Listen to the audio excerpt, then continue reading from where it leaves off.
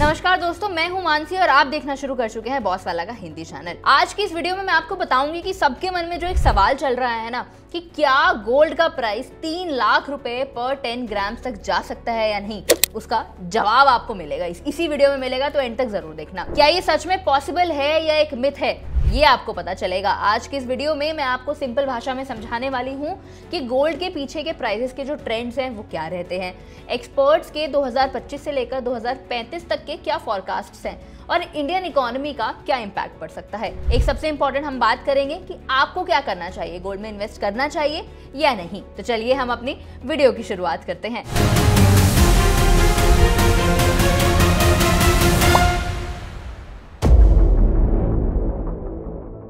दोस्तों, पिछले 5 सालों में ना गोल्ड ने कमाल कर दिया है। 2020 में जहां गोल्ड 48,000 के आसपास था, वहीं 2025 में ये बढ़कर 1,28,000 पर 10 ग्राम पर हो गया। मतलब लगभग 2.5x की ग्रोथ थी। देखो, इसके पीछे ना 3 मेजर रीजंस हो सकते हैं, जैसे कि इन्फ्लेशन, यानी जब पैसे की कीमत गिरती है तो सोना जो है वो और ज्यादा चमकने लगता है। समझा देती हूँ कैसे। मान लीजिए कि जब मार्केट में महंगाई बढ़ने लगती है तो एक सिंपल सा इफेक्ट होता है, आपके 100 रुपए की जो परचेजिंग पावर है ना वो गिर जाती है। मतलब कि जो चीज 100 रुपए में मिलती थी आज वो 110 या फिर 120 रुपए में मिलने लगेगी। ऐसे में लोग अपना जो पैसा है वो स्टोर ऑफ वैल्यू में डालने लगते हैं। जैसे कि गोल्ड उनके लिए एक बेस्ट ऑप्शन बन जाता है इस टाइम पर, क्योंकि गोल्ड एक टैंजिबल एसेट होता है जिसकी वैल्यू जो है वो करेंसी की तरह ऊपर नीचे नहीं होती ज्यादा। एग्जाम्पल से समझा देती हूँ कि मान लीजिए आपने 2001 में 10,000 का सोना खरीदा था और उस टाइम पर आपको ऑलमोस्ट 22 ग्राम के आसपास गोल्ड मिल गया था। आज वही सोना 1,20,000 के आसपास पहुंच गया होता, मतलब कि 12 गुना ग्रोथ हो गई है। इसी वजह से जब भी इन्फ्लेशन बढ़ता है तो इन्वेस्टर्स जो होते हैं, जो आम लोग होते हैं ना, वो दोनों ही गोल्ड खरीदने लग जाते हैं, क्योंकि उन्हें लगता है कि पैसा गिर रहा है लेकिन सोना हमें संभाल लेगा। अब यहाँ पर एक और बात समझने वाली ये हो जाती है कि जो सेंट्रल बैंक्स होते हैं ना, वो भी ज्यादा पैसा जो है वो ज्यादा प्रिंट करने लगते हैं, जिससे करेंसी की वैल्यू गिरने लगती है। रियल इंटरेस्ट रेट्स जो होते हैं वो नेगेटिव होने लगते हैं, इन्फ्लेशन जो होता है वो बढ़ने लगता है, लोग सेविंग्स के से अपना पैसा निकालकर गोल्ड में इन्वेस्ट करने लगते हैं। वहीं दूसरा रीजन ये आता है कि एक रुपी डेप्रिसिएशन, यानी कि डॉलर जो है वो मजबूत होने लगता है तो सोना और ज्यादा महंगा हो जाता है, क्योंकि इंडिया अपना गोल्ड इंपोर्ट करता है और इंपोर्ट हमेशा यूएस डॉलर में होता है। तो अगर रुपी डॉलर के अगेंस्ट में कमजोर होता रहेगा, यानी कि मान लीजिए कि $1 जो था वो 80 रुपए से बढ़कर $1 अब 85 रुपए का हो गया, तो इंडिया को वहीं गोल्ड खरीदने के लिए भी ज्यादा रुपए देने पड़ेंगे। एग्जाम्पल ले लीजिए कि मान लीजिए गोल्ड का इंटरनेशनल रेट जो है वो $2,000 पर आउंस पर चल रहा है और रुपी जो है वो 80 रुपीज पर डॉलर है, तो प्राइस होगा 1,60,000 रुपए पर आउंस। अगर रुपी $85 हो जाता है तो वो प्राइस जो है वो भी बढ़ जाएगा और वो 1,70,000 रुपए तक पहुंच सकता है। इसलिए हर 1 रुपए के डेप्रिसिएशन से गोल्ड का जो इंडियन प्राइस है उसमें ऑलमोस्ट 1% तक का बढ़ाव आ जाता है। अब ये जो रुपी है ये गिरता क्यों है? जैसे कि ट्रेड डेफिसिट हो सकता है कि इंपोर्ट ज्यादा है, एक्सपोर्ट कम है। ऑयल प्राइसेस बढ़ना भी इसका एक रीजन हो सकता है। ग्लोबल इन्वेस्टर्स का जो पैसा है वो अपने इंडिया से निकालना वो बंद कर देते हैं, ये एक रीजन हो सकता है। और फिर डॉलर जो है वो मजबूत होने की वजह से भी लोग जो हैं वो अपना पैसा इंडियन मार्केट से निकालने लगते हैं और बाहर की मार्केट में ज्यादा इन्वेस्ट करने लगते हैं। तो जब भी रुपी कमजोर होता है तो गोल्ड नेचुरली महंगा होने लगता है। तीसरा रीजन आता है हमारे पास ग्लोबल अनसर्टेनिटी का, यानी कि जब दुनिया में हालात कुछ ठीक नहीं चल रहे होते हैं तो गोल्ड को सेफ हेवन मान लिया जाता है और उसमें इन्वेस्ट करना शुरू कर देते हैं लोग। तो कोई भी बैड क्राइसिस की वजह से, जैसे कि कोई वॉर हो गया, जैसे अभी रशिया यूक्रेन का या इजराइल वगैरह का चल रहा था, वहां पर कोई रिसेशन आ जाता है, कोई फाइनेंशियल क्राइसिस आ जाता है, जैसे कि 2008 में आया था, फिर 2020 में कोविड की वजह से आ गई थी चीजें, फिर या फिर कोई ग्लोबल स्टॉक मार्केट क्रैश हो जाता है, कोई पॉलिटिकल इंस्टेबिलिटी आ जाती है, तो इन्वेस्टर्स क्या करते हैं ना, अपना पैसा जो है वो रिस्की एसेट्स में से ना निकालने लग जाते हैं, जैसे कि स्टॉक्स हो गए, क्रिप्टो हो गया, इक्विटी हो गया, और इसको निकाल के वो गोल्ड की तरफ अपना जो है पैसा ज्यादा डालने लगते हैं, जिसे एक टर्म भी कहा जाता है फ्लाइट टू सेफ्टी। एग्जाम्पल समझा देती हूँ कि अगर 2020 में जब कोविड आया था तो स्टॉक मार्केट काफी नीचे चला गया था, लेकिन गोल्ड का जो रिकॉर्ड था वो भाई वो एक लेवल पर पहुंच गया था, क्योंकि हर इन्वेस्टर ने सोचा था कि अब जो स्टॉक मार्केट है वो काफी रिस्की हो गया है, लेकिन पैसा गोल्ड में सेफ रहेगा। साथ ही साथ जो इम्पोर्टेंट बात है वो ये है कि आप इन्वेस्टमेंट के साथ साथ ना एक ऐसा ऑप्शन भी लेकर चलें जो आपकी और आपकी फैमिली के लिए एक फाइनेंशियल सपोर्ट की तरह काम कर पाए। मैं बात कर रही हूँ एक बहुत अच्छे इंश्योरेंस की। जिसमें आपकी मदद कर सकता है एक्सिस मैक्स लाइफ का स्मार्ट टर्म प्लान प्लस।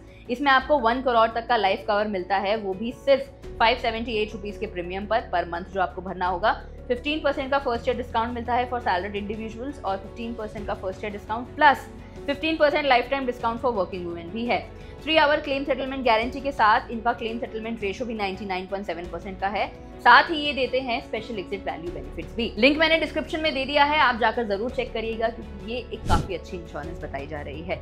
चलिए हम अपनी वीडियो की ओर वापस बढ़ते हैं। तो गोल्ड डिमांड ओवरऑल वर्ल्ड में काफी बढ़ने लग गई थी और प्राइस ऑटोमेटिकली ऊपर चला गया। अच्छा, इन तीनों फैक्टर्स के अलावा ना कुछ और भी इंपॉर्टेंट रीजंस होते हैं जिनकी वजह से इंडियन गोल्ड प्राइसेस जो है वो काफी इफेक्ट करते हैं, जैसे कि इंपोर्ट ड्यूटी या फिर जीएसटी हो गया। इंडिया में गोल्ड पे भी लगता है ऑलमोस्ट 12 से 15% तक का टैक्स। तो अगर सरकार इंपोर्ट ड्यूटी बढ़ा देती है तो तुरंत ही गोल्ड जो है वो महंगा होने लगता है। इसके बाद सीजनल डिमांड होती है। अब जैसे फेस्टिवल्स हैं या शादी ब्याह का टाइम आता है तब भी होने लगता है, दिवाली, धनतेरस, अक्षय तृतीया आ जाते हैं, तो ऐसे त्योहारों पे डिमांड ज्यादा होती है तो प्राइस ऑटोमेटिकली जंप करता है।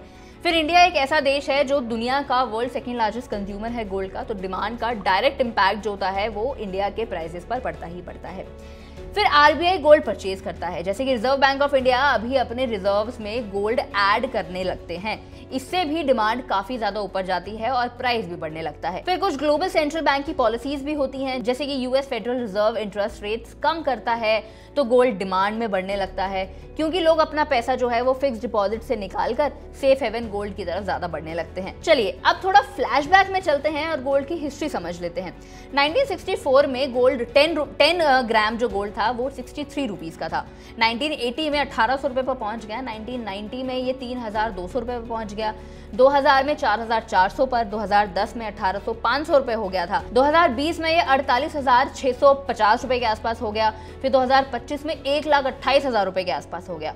तो ये एक ऐसी ग्रोथ कोई कोइंसिडेंस से नहीं आती है। तो गोल्ड ने लगभग 12 से 13% का एवरेज एनुअल रिटर्न दिया है पिछले 60 सालों में, ये हम देख सकते हैं इसमें।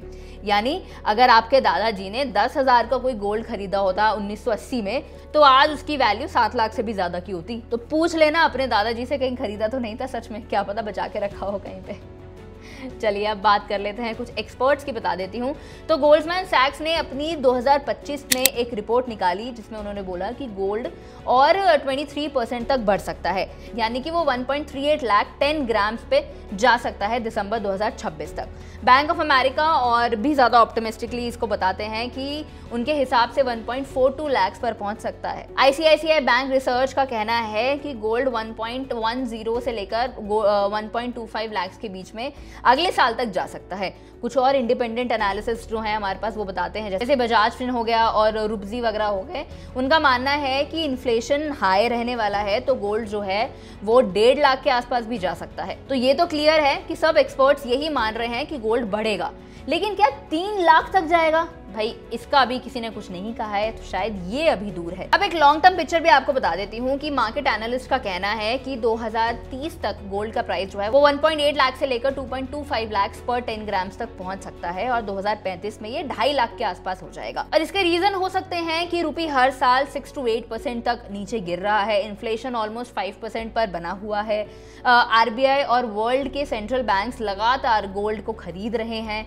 और इंडिया में अब फेस्टिवल सीजन है, शादियों का टाइम रहता है, तो गोल्ड की डिमांड तो कभी वैसे भी कम नहीं होती। तो अगर ये सब ट्रेंड्स कंटिन्यू रहते हैं तो 2.5 लाख रुपए तक गोल्ड 2035 तक पहुंच सकता है, लेकिन 3 लाख तक पहुंचना अभी थोड़ा सा मुश्किल है और माना जा रहा है कि ये और ज्यादा एक्स्ट्राऑर्डिनरी हो सकता है, तो शायद ये नहीं होगा। तो देखो, गोल्ड 3 लाख तक तभी पहुंच सकता है जब ग्लोबल गोल्ड प्राइसेस जो हैं वो करीब $10,600 पर आउंस पर चले जाएं, जो आज के मुकाबले डबल से भी ज्यादा है। तो ये तभी पॉसिबल है जब दुनिया में कुछ अलग ही चीज़ें हो जाएं, जैसे कि हाइपर इन्फ्लेशन आ जाए या कोई फाइनेंशियल कोलैप्स हो जाए या फिर कोई मेजर वर्ल्ड वॉर या फिर ग्लोबल इंस्टेबिलिटी हो जाए। मतलब ये तभी होगा अगर दुनिया में कोई मेजर इकोनॉमिक क्राइसिस आ जाता है। तो अभी के लिए ऐसे एक्सट्रीम सिनेरियोज लेना शायद पॉसिबल नहीं होगा। किसी भी ऐसे इंस्टीट्यूशन ने ऐसा नहीं कहा है, जैसे गोल्डमैन सैक्स होगा, IMF या फिर वर्ल्ड बैंक ने ऐसा कुछ भी प्रेडिक्ट नहीं किया है। देखो, इंडिया का गोल्ड स्टोरी जो है ना वो थोड़ा सा अलग है, क्योंकि यहाँ डिमांड सिर्फ इन्वेस्टमेंट के लिए नहीं होती है, कई बार कल्चर्स भी जुड़े होते हैं, इमोशंस भी जुड़े होते हैं। अगर मैं आपको रुपी वर्सेस डॉलर की बात करूँ यहाँ पे, तो हर बार जब रुपी गिरता है तो गोल्ड बढ़ने लगता है। 1 रुपी फॉल यानी 1% राइज इन गोल्ड। दूसरी तरफ ज्वेलरी डिमांड्स आ जाती हैं। इंडिया दुनिया का सबसे बड़ा गोल्ड कंज्यूमर है। हर शादी, हर दिवाली पर यहाँ पर सोना लिया जाता है, तो इसका इम्पैक्ट भी देखने को मिल सकता है। फिर आता है कि आरबीआई के गोल्ड परचेजेस भी होते हैं। इंडिया के पास अब 800 टन से भी ज्यादा गोल्ड रिजर्व है, यानी सेंट्रल बैंक अपनी होल्डिंग्स को बढ़ा रहा है, जिसके कारण गोल्ड के प्राइसेस में हम बदलाव देख सकते हैं। इसके बाद आता है इंपोर्ट ड्यूटी और जीएसटी। इंडिया में गोल्ड पर ऑलमोस्ट अराउंड 12 से 15% तक का टैक्स लगता है, जिससे डोमेस्टिक प्राइसेस और ज्यादा हाई होने लगते हैं। दोस्तों, यही सारे रीजंस हैं जिनकी वजह से इंडिया में गोल्ड हमेशा एक प्रीमियम पर बना रहता है कि भाई गोल्ड है तो एकदम कमाल की चीज है, तो इन्वेस्टमेंट करने के लिए ऐसा लोग सोचते ही रहते हैं। चलिए अब एक फॉरकास्ट देख लेते हैं। स्क्रीन पर आप देख सकते हैं एक टेबल जिसमें एक्सपेक्टेड प्राइस बताया गया है कि 2025 में 1.28 लाख पर था। इसके रीजंस हैं कि इन्फ्लेशन हो सकता है या फिर फेडरल रिजर्व पॉलिसीज कुछ हो सकती हैं। 2026 में ये हो सकता है कि 1,35,000 से लेकर 1,45,000 तक पहुंच जाए। 2030 में 1,80,000 से लेकर ऑलमोस्ट 2,25,000 तक ये पहुंच सकता है, और 2035 में जो गोल्ड का प्राइस है वो 2.5 लाख तक पहुंचा जा सकता है। लेकिन 3 लाख भाई उसके मार्क तक अभी पहुंचना थोड़ा मुश्किल है, क्योंकि उसके लिए शायद अपना जो रुपी है उसको और ज़्यादा गिरना पड़ेगा, इन्फ्लेशन को शायद आउट ऑफ कंट्रोल जाना पड़ेगा। तो ऐसे सिनेरियोज अभी नज़र नहीं आ रहे हैं। तो अगर आप गोल्ड में इन्वेस्ट करना चाहते हो तो प्योर ज्वेलरी के बजाय आप अलग अलग ऑप्शंस को कंसिडर कर सकते हो। जैसे कि हमारे पास सोवरेन गोल्ड बॉन्ड्स होते हैं जिसमें 2.5% का एनुअल इंटरेस्ट भी मिलता है, और साथ साथ जो गोल्ड प्राइस में अप्रिसिएशन होता रहता है वो भी मिलता रहता है।